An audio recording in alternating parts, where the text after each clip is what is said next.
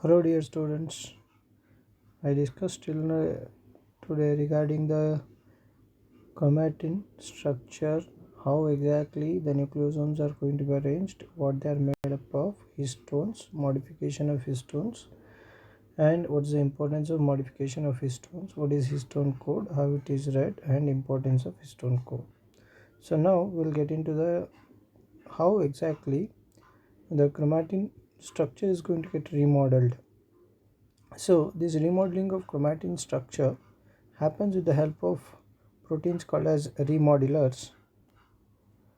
So the some of these particular remodelers are SWSIN, SWINSF, sorry, SWISNF family, that is switch sniff family it is called as, and ISWI family, that is isoform switch, sorry, family, then CHD family, then INO80 family. So these are the four different family of the remodeling proteins. So the difference in these particular remodeling proteins is at the ATPases, so which is going to be used by these particular remodelers. All these remodelers, they are having the binding site through which they are going to interact with the proteins which bound with the modified histones, or they are also going to interact with the directly with these modified histones with their bromo and chromo domains or the slide domain. So if you come to the remodeling complexes like SWI-SNF, so in case of mammals, so it is found that these are going to use BRG1 as an ATPase for these remodelers. All these remodelers are ATP dependent one, and they require ATP molecule in order to do the remodelations. So sorry, so here there are 9 to 12 BRG1 protein have been associated proteins have been identified called BAFs. So these BAFs are highly conserved protein molecule having 152 155 BAF, and there is 170 BAF. They have a SANT domain responsible for histone binding and helps in the SWI-SNF binding to the nucleosome and doing the remodelation. So there is again ISWI, so which also has a SANT domain and also have a slide, that is SANT like ISWI domain, so which is going to be involved in binding with the DNA. So what these particular remodelers are going to do, they bind with the nucleosomes, and they are DNA dependent ATPases are all going to be there with them, and they recognize these modified histones. ATPase activity is going to be regulated, and they interact with other proteins also. Together they causes the remodelation of histones. How do they are going to cause the remodelations? Here mainly I'll discuss about this SWI-SNF remodeling protein molecules. So here you can see the model 1.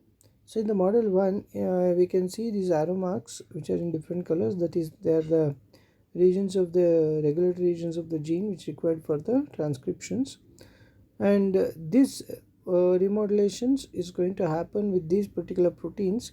They bind with the nucleosomes and causes the remodelations, so which is going to lead, it can happen either in a fast way.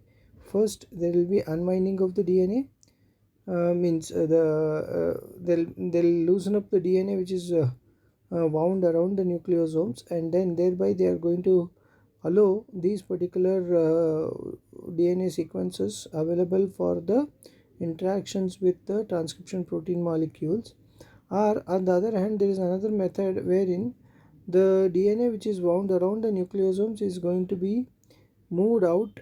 Our nucleosome position is going to be changed. It is going to be repositioned such a way that the DNA portion is going to be set free from the nucleosome, so that it will be made available for the transcription factors. And these are the two ways which have been proposed. So that is by either mobilization of nucleosomes or loosening the association between the DNA and the core histones. So the remodulation is catalyzed uh, it is going to be catalyzed by different ways. So remodeling, the catalyzed remodeling of nucleosomes involves distinct formation of distinct conformations of nucleosomal DNA core histones structures, uncatalyzed DNA exposure in the nucleosomes, and simple nucleosome sliding along with the DNA stretch are the two ways. So one of the example is well studied and proposed example is through the remodeling of HO gene, which is we earlier studied regarding what is the importance of HO gene.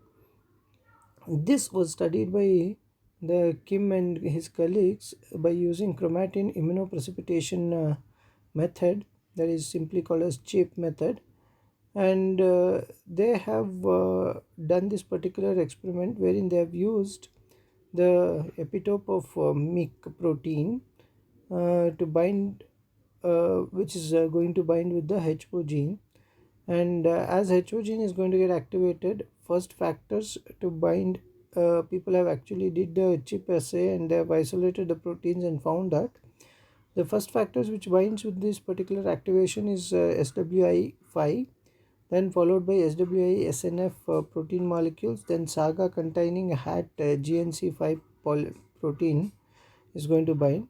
So thereby they are going to be involved in the modification. That combination was there, which further leads to the chromatin remodulations and activation of the gene. So this order of binding of these particular proteins can be different in different genes. Sorry.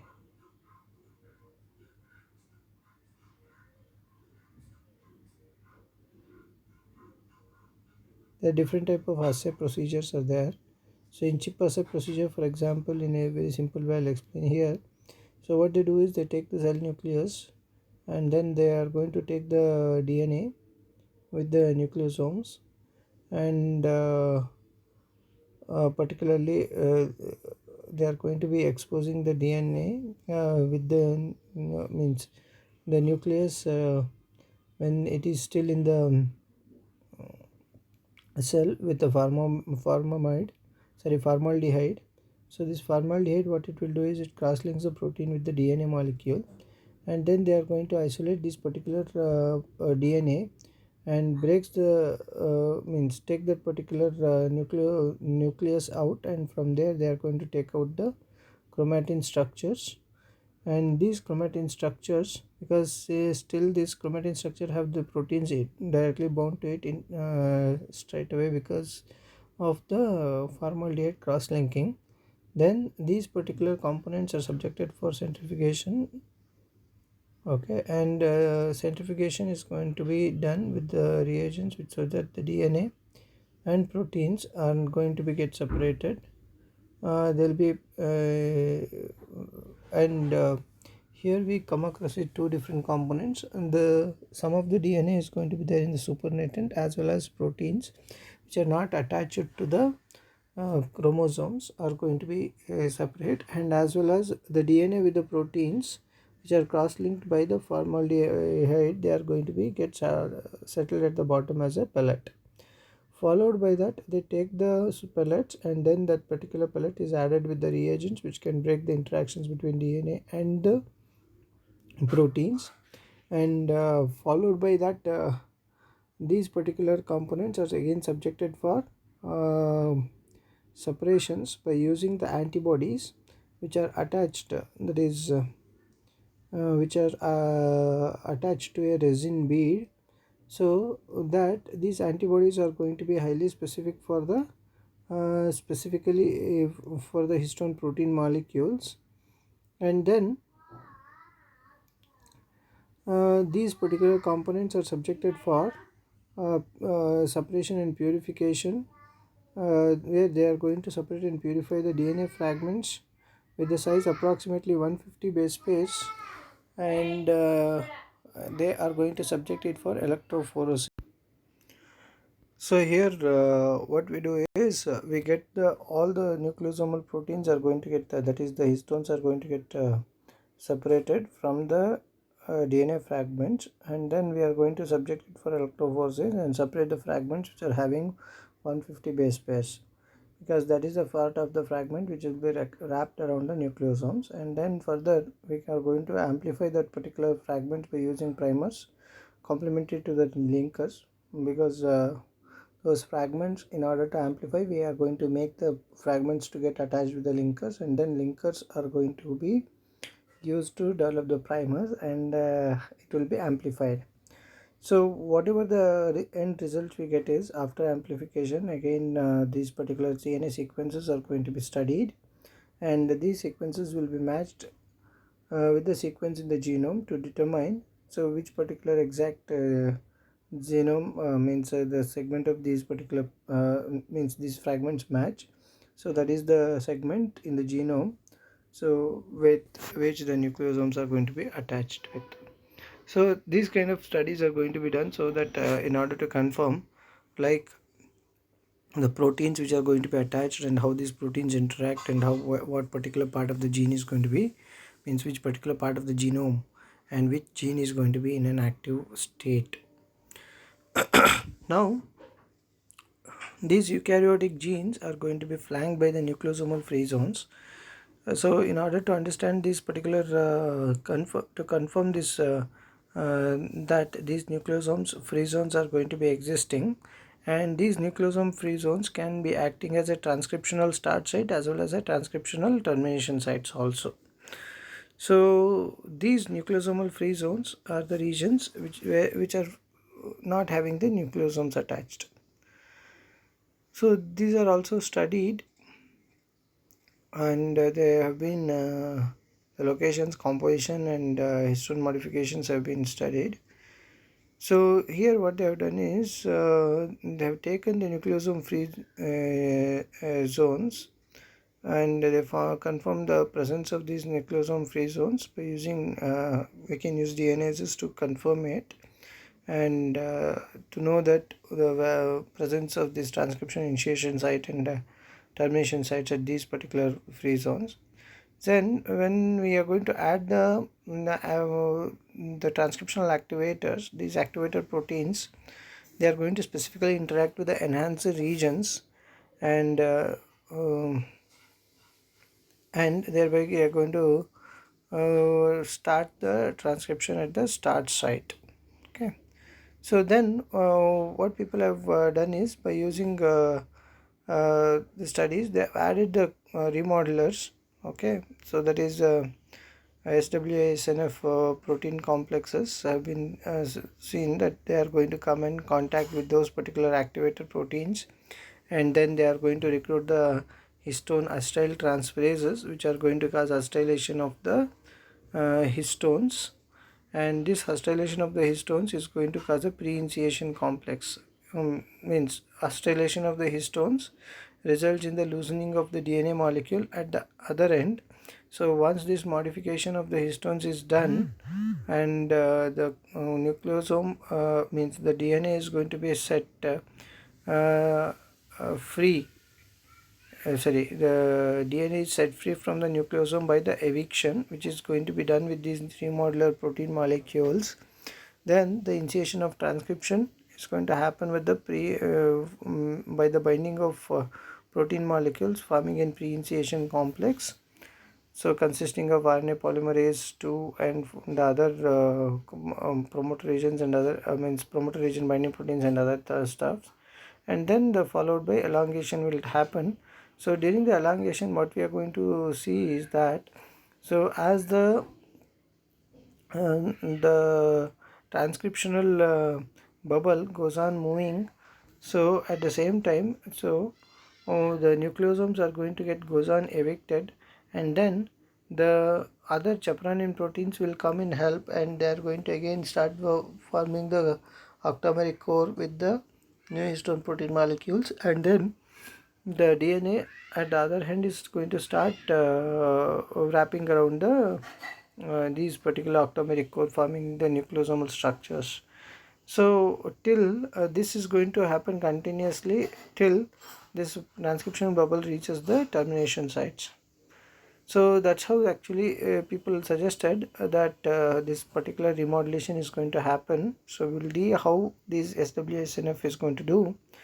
So this SWSNF was first studied in case of yeast cells. So it is called as SW because it is sucrose non-fermenting mutants. From there they have isolated these proteins, they called as SNF protein molecule, and they have isolated about three different variants, SNF2, SNF5, SNF6.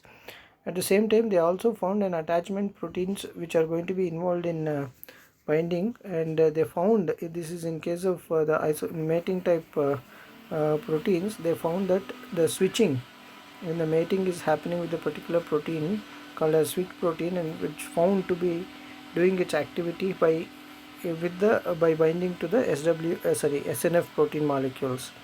They have isolated SWI1, 2 and 3 switch protein molecules by the mutational studies, and they have found the the SWI2 and SNF2, they form as SWIFT2 and SNF2 combination that involves in the remodulations together in most of the genes, particularly in HO genes.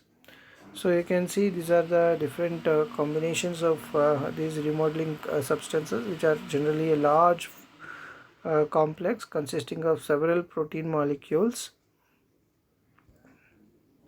So in case of SW2 and SNF2 complex, so the core complex is going to be consisting of an ATPase followed by SNF2. The ATPase is going to be of either BRM, that is BRG1 family, and SNF5 there is having BAF47, and SW3 with BAF 155 or 170.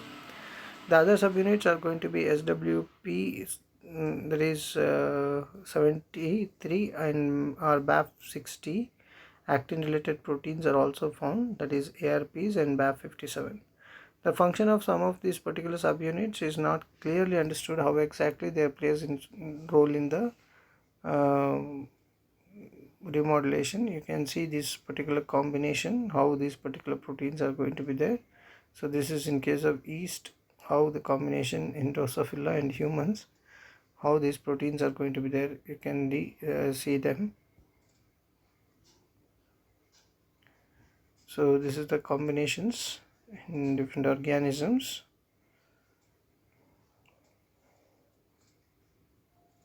On the corresponding proteins, what they are going to be there in the complex involved in the remodulation. So if you come to the role of SNF2 or BRM domains, so the bromo domains, they help in binding to the acetylated lysines on the histone tiles, and there is HSA domain which interacts with the proteins. Domain is there for interactions, protein interactions like actin A related proteins, transcription factors they are going to bind with, and there is ATPase domain, so near the dyad, and which is going to act as a motor and involves in the translocation, that is movement of the protein molecule. So which people have identified and studied it by using electrophoresis. You can see there how exactly the SWSNF complex and is going to be there having different domains. So SNF2 has an ATPase activity which helps in changing the nucleosomal position, and it is also involved in increased regulatory protein access. So change in the nucleosome conformation is going to happen with the ATPase activity, and also it helps in the ejection of the octameric core, and displaces the H2A H2B dimer, so which can even take the variants with it. So what exactly altogether the role of SW I2 and SNF2 combination is? The induced gene expression means that inducible gene expressions is going to happen by transcriptional initiation and elongation. They are going to even involve in the splicing and repair, and they also been found to have role in the development and stress responses. So you can see how exactly activation and repression happens here.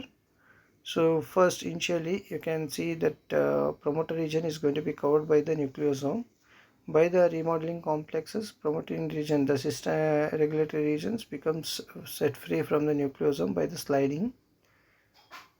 And after the during the repression, so what these particular proteins can do is they can slide back the nucleosome over the promoter region or the cis regulatory regions, so thereby they can repress the DNA or the transcription.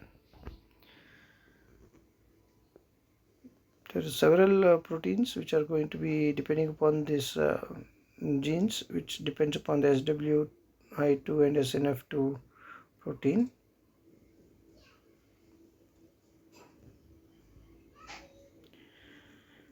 So in case of remodeling of INF beta gene and what is the role of histone code for that, if you see the histone code, I already told you it's a combination of histone modification on the given nucleosome near the gene control regions, and this code is an epigenetic and not affecting the base sequence of the DNA.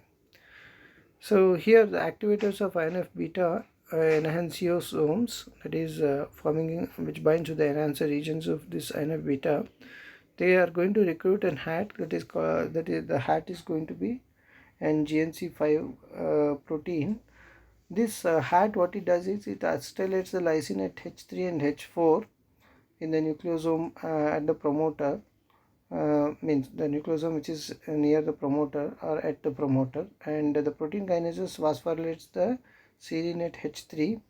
This modification permits the acetylation at the lysine on H3.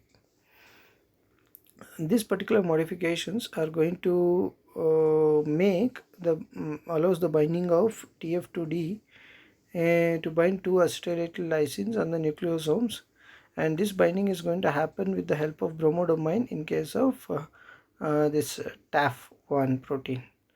Then the TF2 binding is going to cause the DNA to bend and moves the remodeled nucleosome aside and paves the way for transcription to begin. So you can see the whole process here. The enhancer protein enhancer regions is going to be there adjacent with the nucleosome.